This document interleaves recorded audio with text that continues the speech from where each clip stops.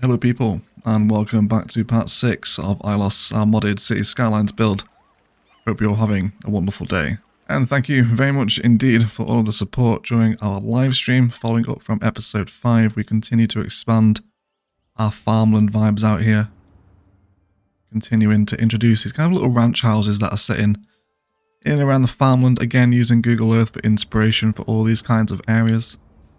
So thank you very much indeed for all the support across the live streams.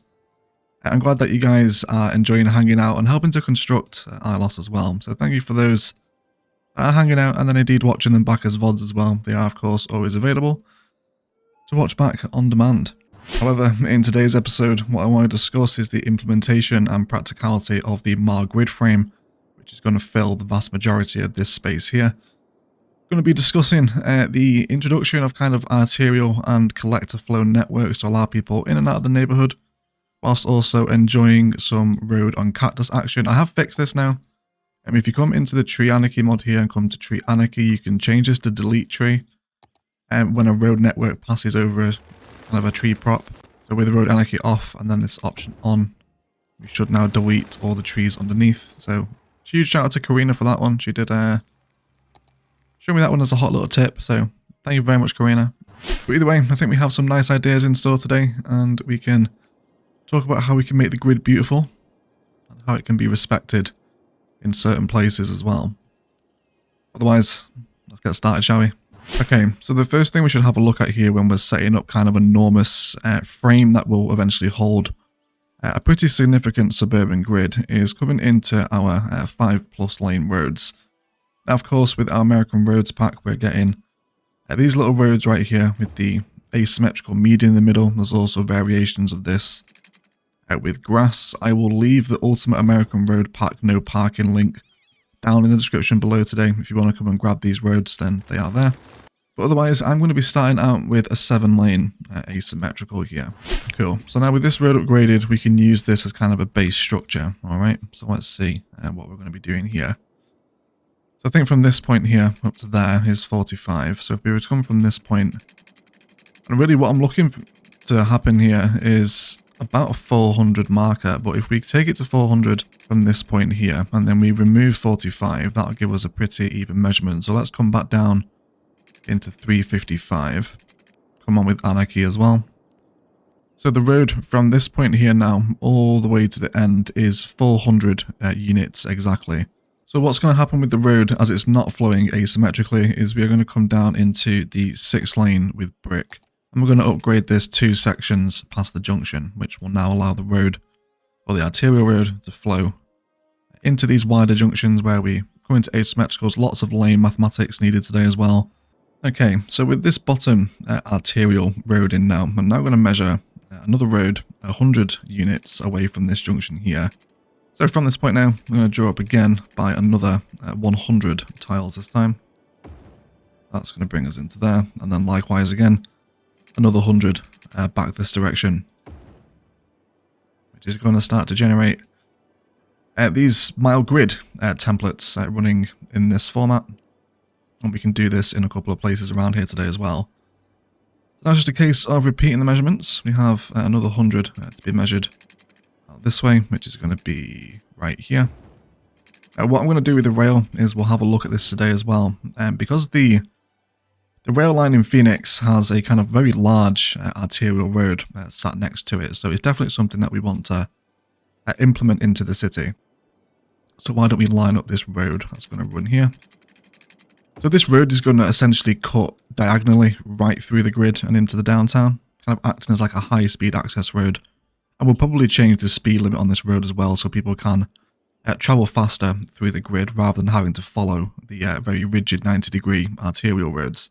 And again, I can allow my 100 spaces to continue flying around here.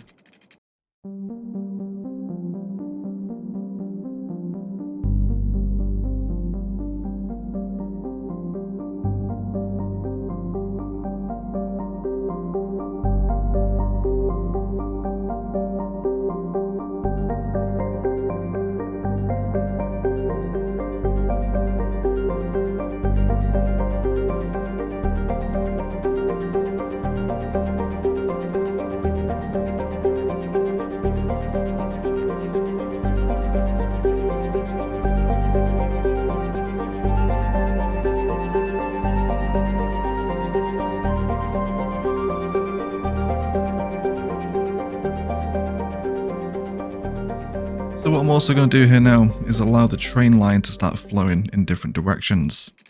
So currently the external line just flows over this way, and in and out of the map counts as an external connection. We'll 100% factor this into the downtown, more likely to be a freight line, but we'll also work with some passenger lines here as well that can now flow totally parallel with the arterial, and we'll have a little look in Google Maps as well as to how there's actually kind of looks and functions, and as to how the rail switches sides. It's enough road bend in here as well. Get a connection in, that's going to be wonderful. So here is the arterial grid, okay? These are all of our arterial roads. Like I mentioned, every time we come to a junction, we do want to be upgrading into asymmetrical 7-lane, which again we can see kind of happening here, right? We want to, of course, add the traffic light in too. Let's go ahead and get that in. So this is what will happen to the arterial network as it approaches a junction, either on another arterial or a collector road, which we'll start implementing in a minute as well. So that's going to be nice right now, okay? So let's see how this will take shape as we move around today.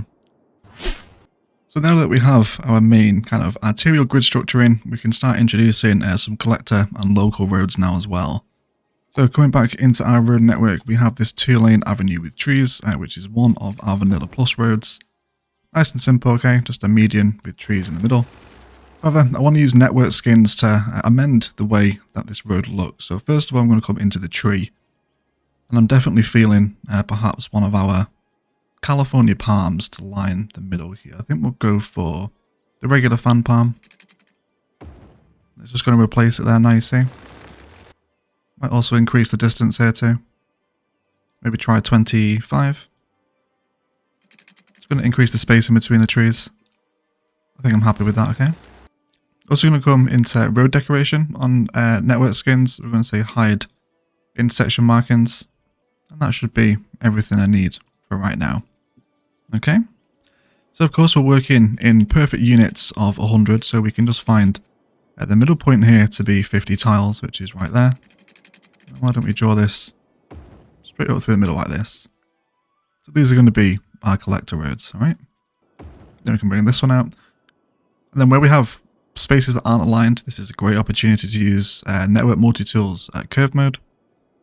Come through here, select your 2 nodes, get a nice little curve. We want to use the picker tool to upgrade those roads because without palms, nice little kind of palm collector road that's going to flow through this suburban area, okay? Now that we have the first collector road in, we can come back into our picker tool and we can grab this same road here again. We want to find the halfway point. And this is the beauty of using measurements that are multiples of 100. We can be much more precise with our midpoints and start to expand a much more appealing grid now. Not that there's anything wrong with kind of the first grid that we ran over here. It's a little bit basic, but it's just straight roads. It's fine, it works, it keeps traffic moving. It creates suburban sprawl. As we move into kind of the recognised mile grid, much more of a cookie cutter suburb, brand new housing estates, and much more rigidly and nicely designed. And then I'm going to come up by a distance of 15 tiles here, okay? I think that's going to be okay. Also going to do exactly the same on this side as well. Come up by 15. So at the end of each of these little collector stems, I'm going to add a little roundabout. And we're going to talk about how the roundabouts can be used with the node controller and intersection marking tool to make them much nicer. Okay, so just a very generic roundabout here. All right. Then off the roads here, I think I'm going to come off with the US plain roads. Again, from our North American roads pack. Bring this out 10 either side. Do the same on this side as well. Okay, so 2 roundabouts that are opposite each other. And now what we can do is come into node controller. Of course, we want to hide all of our markings here because we want a nice clean look. With each of the nodes, I'm going to set these ones on the side. About 14. Just going to really smoothen out the curve of the roundabout here, okay? Likewise over here as well. Go for 14 again on this one. Keep it symmetrical on all sides, okay? I'm just going to widen out the roundabout a little nicely for us. So here's the base one.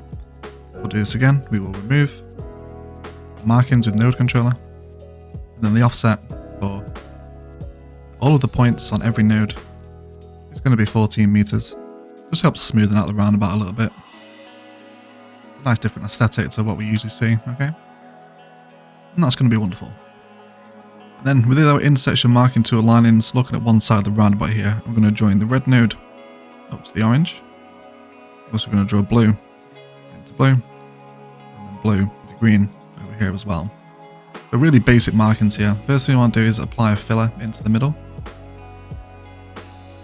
You can have this as whatever you want. I'm kind of an enormous favourite of grass at this point, with a little bit of corner radius and some curb as well. Really simple, basic one, okay? And with the lines, we actually want to go ahead and kind of change their rules. So your from point will be to here. Likewise with this one as well.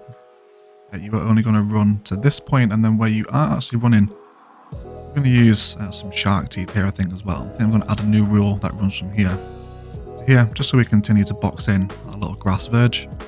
And then I also want to kill the flow point from this one. So change it wants to be from there. There we go. That's what we're after. And then that's going to mark up our little intersection on the roundabout. Super simple and basic, right?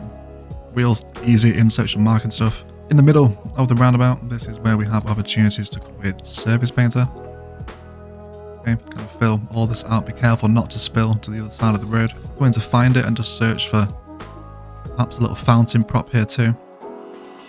Again, single brush size. Place a little fountain in the middle, and of course, there's endless decoration opportunities here. And maybe a couple of complementary juniper action as well. Okay. Maybe some of our smaller, brighter flowers, if we dare. Maybe come in with these little bushes. And of course, all of these palettes are endless variations. You can do so many different things with these. Alright. I think I'm happy with that. Likewise again, we can copy the entire intersection marking here. We can hit this button up at the top for copy. Move over to this one, hit paste, everything's backwards, give it a little rotate, and then a tick, and everyone's happy there. And we can quite easily duplicate these really small, micro detailed roundabouts that have had node controller on them. A little bit of spillage over here as well. See if we can repair that. There we go. You know, you get the point of just opening up these roundabouts that appear on the local road networks now as we move off of the collector. Just allows us to add more personality into kind of a very rigid and stable grid network. Such an amazing little quality of life addition, the intersection marking tool, especially once you can copy and paste intersections around the city. Once you have a few templates made, you're pretty much sorted for the rest of the map. So now we can just start linking our road systems together. And of course introduce road against road action as and where we need it. And also introduce some of these smaller roads as well, if we want kind of a smaller vibe here. Plenty of opportunities, alright, and we can start bringing these down now and running with perhaps some more typical rigid grid patterns. Okay, I'm going to bring that out to there, and this can be my new marker. Okay, so bring that one up to there as well. And now it's just a case of really expanding the suburb with many different variations of this cute little grid pattern. You can mimic it this side as well. Again, let's double check your measurement of 12. And then we can do little blocks of 10. Feed back up to the local roads. You know, once we kind of fill out all this space now, we can come in here during live streams as well and start adding touches of personality into all these little road networks. Universities, campuses will also fill these grids as well, alongside our little big box retail designs that we enjoyed a couple of episodes ago. You know, we can use these along kind of the key arterial intersections now as the grid begins to take shape. There's also plenty of room for some nice open parkland here too if we wanted to sit between kind of the two arterial systems, and it will help bring the city to life a little bit more. So I think we'll move into speeding this up and fill out this grid with some more road network, and then see what we think come the end.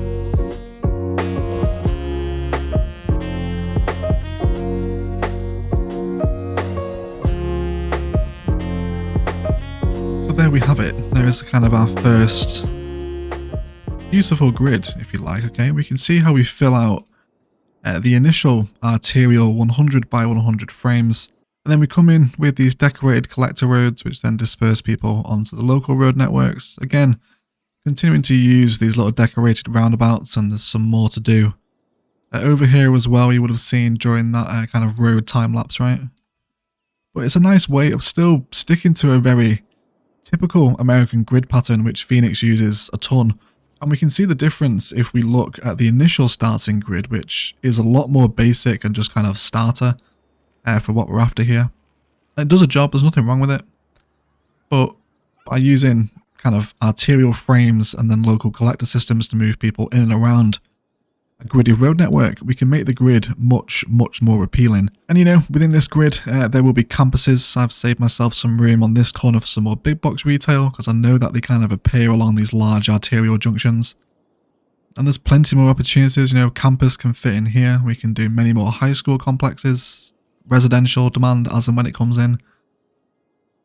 So lots and lots of ideas to be introduced into the Mar grid, and it's nice to see that structure appearing now as we're kind of looking into downtown Ilos over here. But yeah, lots of exciting things to come. However, now we've gone ahead and filled out kind of two of these arterial grids, right, with a nice grid design. If this is what you want to do with your grid, then of course you can. I want to have a little chat about what happens with this diagonal arterial that cuts right through the middle. But to do this, we do need to jump into Google Earth. So let's head over there. Okay guys, so welcome to Google Earth. So immediately we can recognize the Mar grid just outside of Phoenix and Glendale. Okay, this thing is enormous and it's everywhere. But there's a very distinct feature, and this is this diagonal cut through that runs straight the way through the middle of it and arrives at a little 5-way junction just on the outskirts of downtown Phoenix, where it flows into yet more grid. However, this arterial here does some very interesting things as it cuts through the city. It mainly flows almost parallel for several miles with the train line on the left side here, okay? We can see there's several train yards that feed off of this. It splits just before it gets into the city, right here, in fact, into a rail yard, where we can certainly do some higher density industrial vibes once we get over here, but a little whiles away from that yet. But what I am interested in what it does is how it moves over the roads and kind of current existing infrastructure. We will see it turn into kind of an embanked bridge with what looks to be retaining walls. Yes, please. All right, with some billboards. With the train line itself, I'm going to have to sink it or elevate it because Cities Skylines can't handle this node action. This will give us horrific traffic problems with the way the rail flows across in the junctions in Phoenix.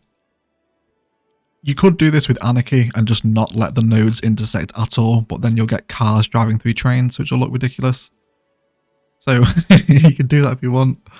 But you know, this is what I want to see here, you know, how this arterial road kind of actually features little slip lanes into the arterial grid, right? You know, this is what we've just drawn out here, these big 100 by 100 blocks. And then we've got this diagonal road messing with it, right? Really throws off the pattern. But it's fine, we can work with it. So you see it has slip lanes coming on and off it. A couple of different places over here as well, right? And it just feeds off into the grid. And then as we move more and more rural, this arterial does more and more crazy things. Again, we can see we have another one of these junctions where it just embanks off of the angle and carries on as a bridge. We can do this no problem with Network Multi-Tool. However, there is one of these junctions further down. This one right here, which is amazing. So this is where the arterial 6-lane switches from the right side of the rail over to the left, and it does it by coming over and then going under with some highway art. Very cool design here. Super amazing bit of suburban infrastructure. Really like this. Amazing stuff.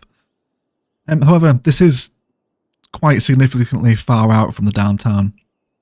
So I think we're going to place this more towards kind of currently where like the Walmart is and the Costco in Ilos. So we'll definitely save a spot somewhere on the diagonal arterial in Ilos for this to happen. But you can just get a sense of scale for how far away it is of the downtown here. It is, you know, out significantly before we arrive at, you know, Sun City and start looking at all these crazy suburbs here, which will be fun. This will be a fun build once, right? We'll definitely do some Sun City vibes at some point, maybe with some Green Cities DLC stuff. But you know, we are focusing on road network today, and then it crosses highway, which again we can replicate more than easily. Actually looks like this is just a one-sided interchange here. You actually can't come off on the other side. Not all interchanges have access to both sides, interestingly enough. Right? So either way, there's plenty of inspiration we can take from this big diagonal boy that runs right through the middle of the Mar grid, parallel with the rail for almost its entire journey. Okay, wonderful. Let's dive back into Cities Skylines, shall we? And here we are. Speak of the devil. Speak of the freight trains. Here they come. So you see this is where it's been drawn in with Anarchy. So there's no node here, but cars will still drive through and it'll look ridiculous. So unfortunately we can't really do that.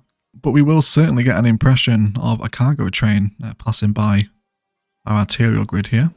These roads will be changed. They're not compatible with the rail crossings That's why this happens. We'll change the roads, don't worry. And then there he goes. So we get something a little more like this, right? Very nice. Okay.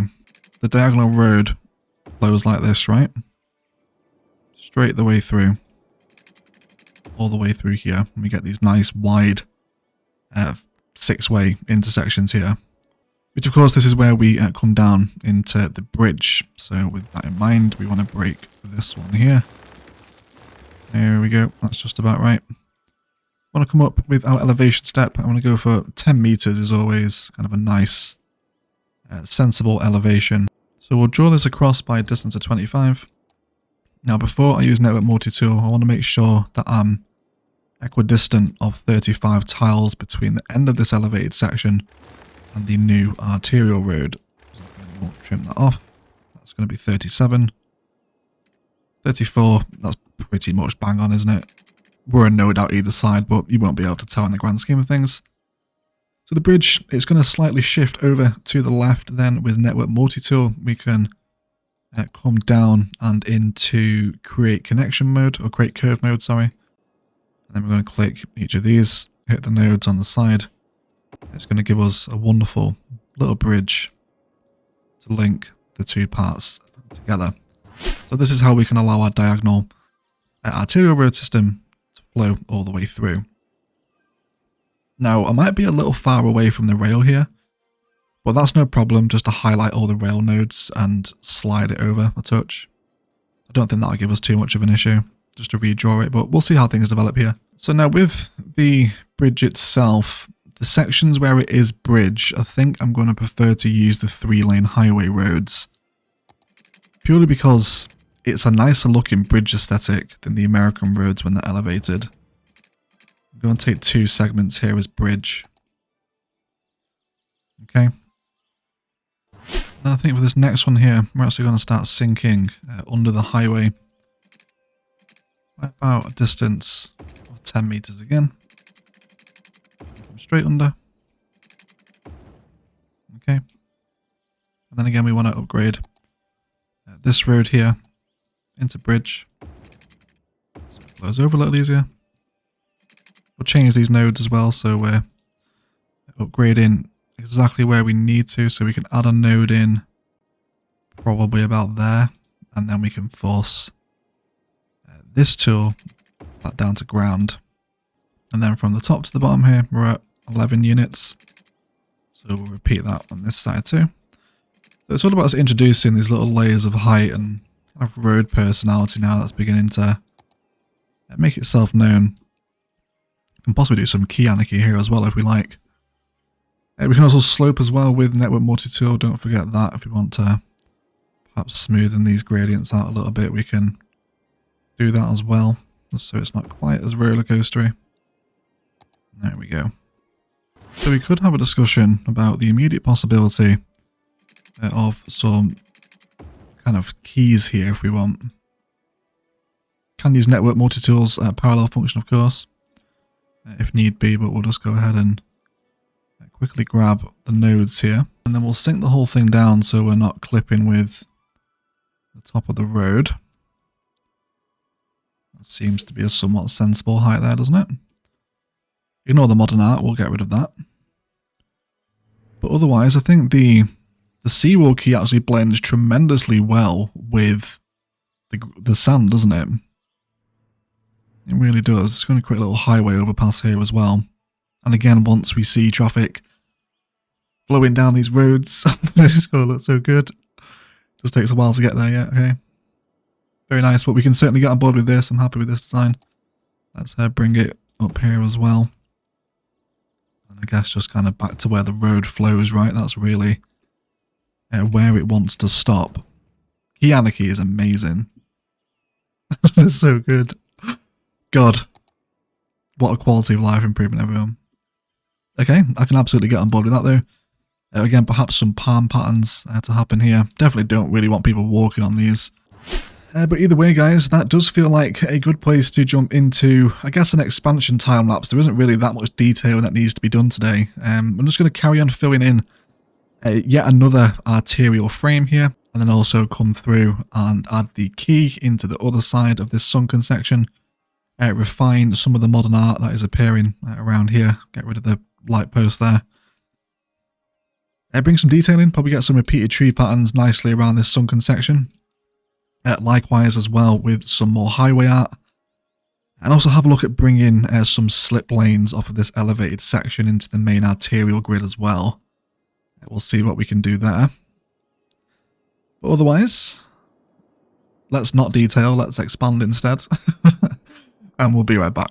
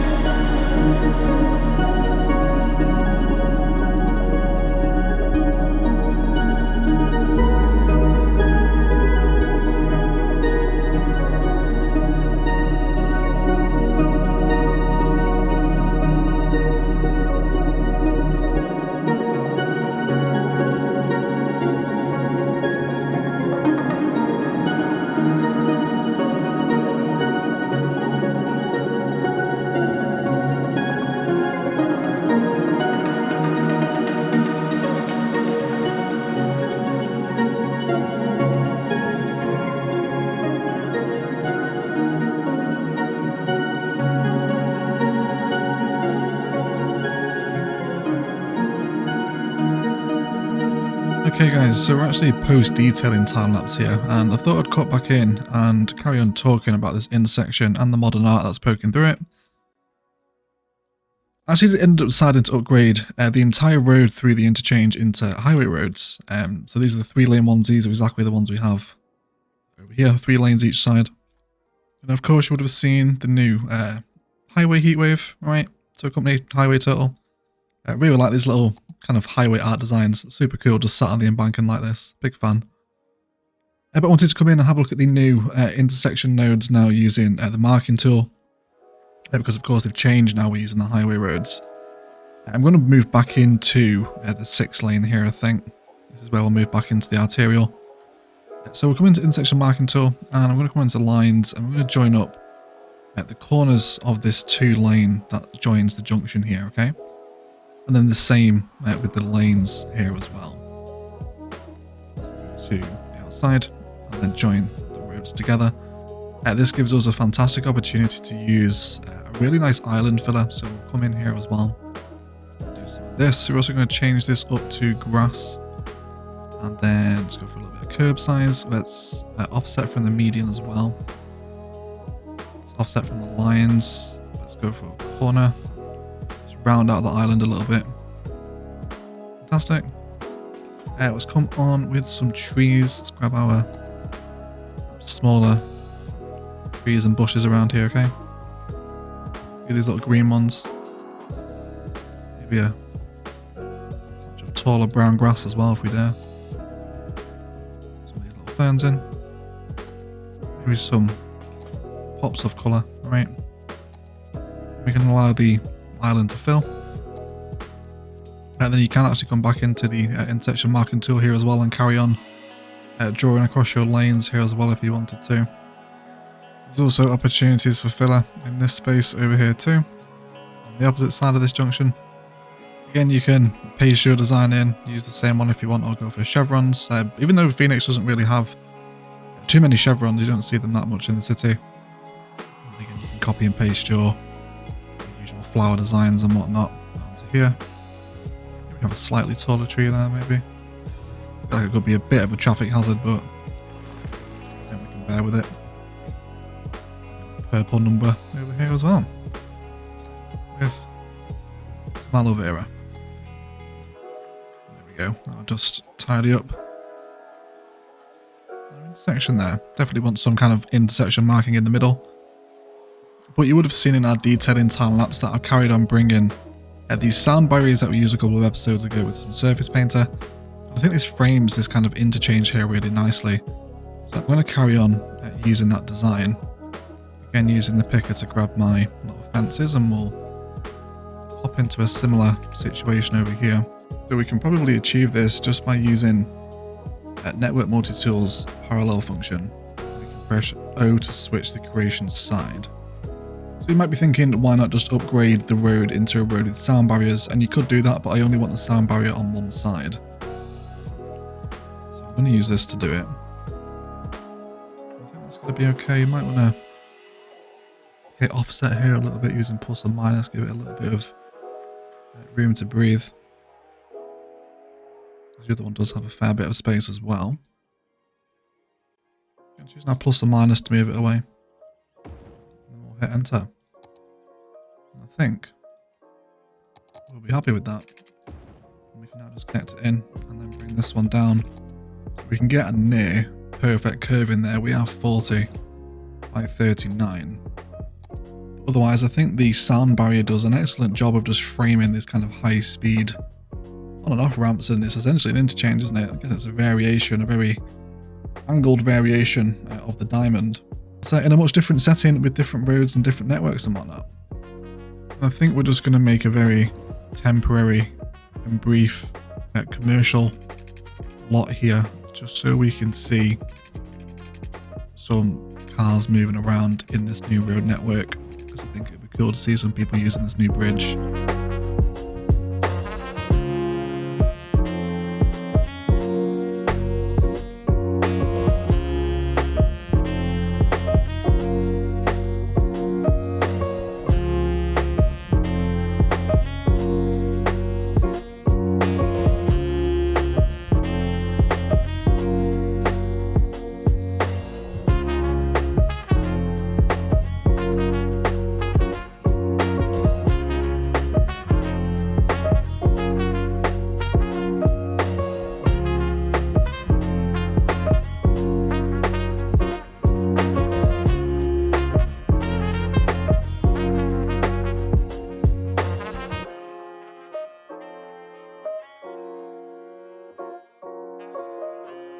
Okay guys, that is going to do it for today. I want to thank you all so much for watching. If you've enjoyed the video, likes, comments and shares below really help bring more people to my channel. If you'd like to support the work we do here, there are links down to Instant Gaming and Patreon below. And equally as much, if you haven't enjoyed it, please feel free to leave a dislike as well. Probably not the episode for everyone this, very much focused on infrastructure and road expansion, but it's important that we plan ahead when we're working with a grid pattern like this because traffic can quickly become a problem.